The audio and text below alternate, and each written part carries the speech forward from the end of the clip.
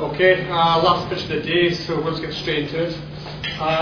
For those of you who haven't lived in the building for the last 4 months, my name is Michael Macleod, and my colleague here is Dan Fischbach. Yeah. Okay? Yeah. Okay, basically our game, fundamental mindset of it is we're making a platformer. We're running cooperative, basically 2 players, fostering communication and teamwork, and finally on the PC with networking and voice chat. The 10% that we have, it's a bit different with our game, is this. Basically, what we're planning on doing is having 2 characters in the game lassoed together. I mean, they can't even go like more than 4 yards apart without having trouble moving. I mean, for example, if everyone goes in this direction, I have to go here, player 2 has to follow. So I mean, this is getting the cooperative aspect you see in games and really taking it to another level. We've got...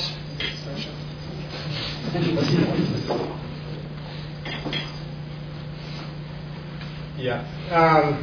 Again, the players that work in unison do everything from navigation, clambering, moving around, fighting off enemies, and basically more dangerous obstacles and traps. We should have a video for you. Check out the first one. I'm going to start some lights. Unless. Without some lights. Yeah, that should be fine. That's good. Yes.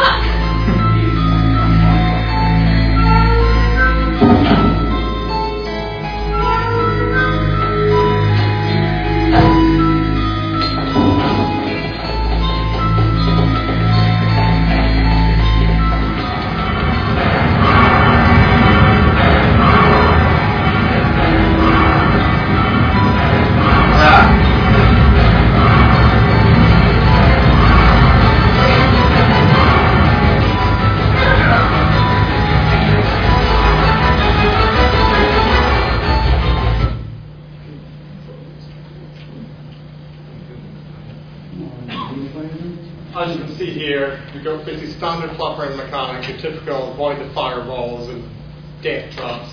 Using 2 players, this becomes a totally different matter. You've basically got to keep an eye on what your comrades are doing, remember the length between that you've got to work with. There's also like a lot of different things we can do with this chain. You can use the chain basically to grind through objects, grinding on zip wires, basically tactical situations. One player's busy solving a puzzle, the other one's defending them.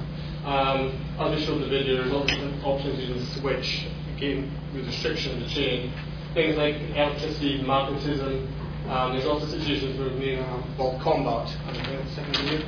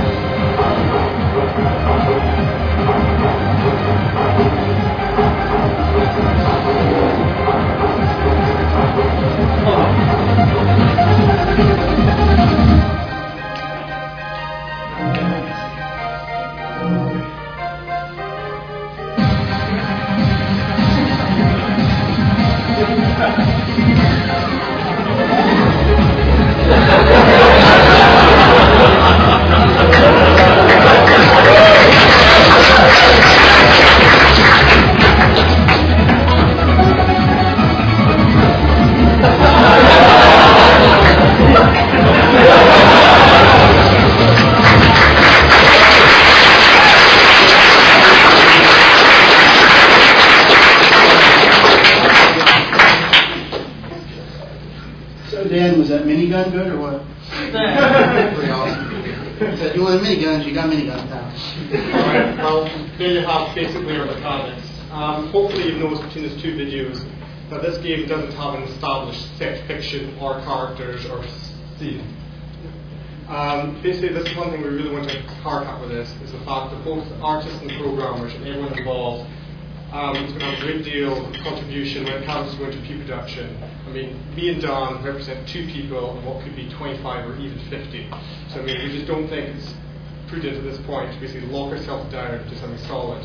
And I mean, thanks to Donald, we've got a lot of other concepts we can use. We've got kind of a temporary setting, like a jail making and a warden. A more kind of comical cartoon idea. This one gives a couple more sort of thoughts. We can also have an idea of the players don't necessarily have to have identical kind of strengths and weaknesses. You can have more like a Langley, that one's better at jumping, and the other one's more stout one is a bit more strong, better combat. And also like the idea of like lugging your money sack around, like another puzzle game. A more exotic idea, this one's going to be called rather than chain. You know, aspects here like shared health, for example, one dies, the other one instantly dies, something like that. John was also kind of do a lot more concept work for us. We've got down here zombies, really futuristic product. You can move, we have mine.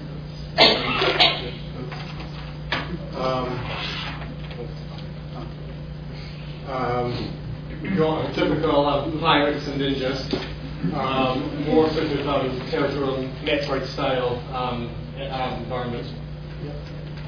Okay, now the case. Basically, one of the major things is scalability. There's a lot to do with this. First of all, first and foremost is the major things that change physics themselves. I mean, we can range this from basically just having like a vertical line between the two characters that basically defines their distance that can be apart, no actual movement. Basically, that would be the sort of base level, and that would extend right up to completely procedural generated work through procedural animations.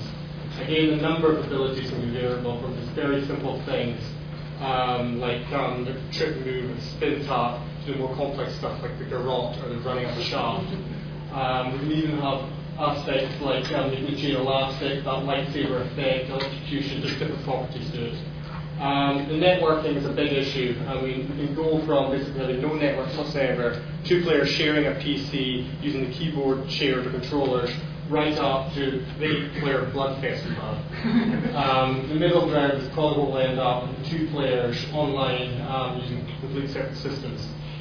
And then finally, our sort of level of emergence, a lot more art, and sort of like little environmental interaction, just the environment just serves and moves. NPCs are just, they've got walk cycles, they don't actually interact with each other. To the middle, more sort of a more advanced AI will try to fight you. Again, more environmental detail, and right up to sort of more dynamic, far more alive environment when you're using the environment itself for far more measured gameplay.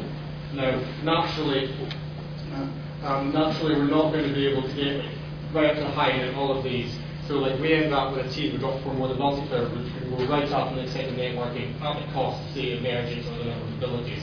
So this thing is completely variable. Basically for the artists, again as I said, we have this complete freedom to find an environment based on your strengths and your skills. We're not walking into this with set fiction environments, so there's a lot of room there for game characters. Basically animation and mocap are a big thing in this. There's a lot of opportunity to do some things with that. And finally, because we're right up close to the characters, basically you can almost see the sweat in their brow. You're going to get a lot of opportunity to show portfolio work in game very close up. For the programmers, we've got again this sort of ability to concentrate on what we want to do as a team. We've got a very recognizable main aspect here. With Zephyr, you have the voice commands. With Master Plan, you have the Lego tank. For this one, it would be the chain physics. Again, we've also got the fact that it's very scalable in a lot of different ways. So, we're not going to bite off more than chew here. We can definitely pull off something for the pre-production kill-off rounds. And the producers, we've got it's an untried mechanic, so there's a lot of like fresh decisions we can make. It's not like we can just look at other games, how they did it, and mimic suit. There's things like how do we implement lives? Do we make the characters balanced or imbalanced? There's a lot of different variables. Again, sort of pacing and balancing of everything. And another thing we think would be a major feature is sort of how to teach the player to do all these moves without just handing them to them. Making it feel emergent and the players actually doing it themselves. And finally, for FIEA, we think the concept's unique. It's built upon a proven formula of just getting a simple genre, making a single twist to it, and then running with that twist. We can get into 10 minutes, 10, 15 minutes demo with HR practices quite easily. The mechanics and fiction are completely separated, so we've got a lot of freedom to do what we need with this. It's an ambitious piece, and it's going to draw very heavily from all key crafts. This isn't going to be like a programmer or an art-dominant project. It's balanced through all of this. And last and most importantly, basically, this is a framework. We're not trying to sell a game. We're trying to sell foundations for it. As a team, we can build up on this.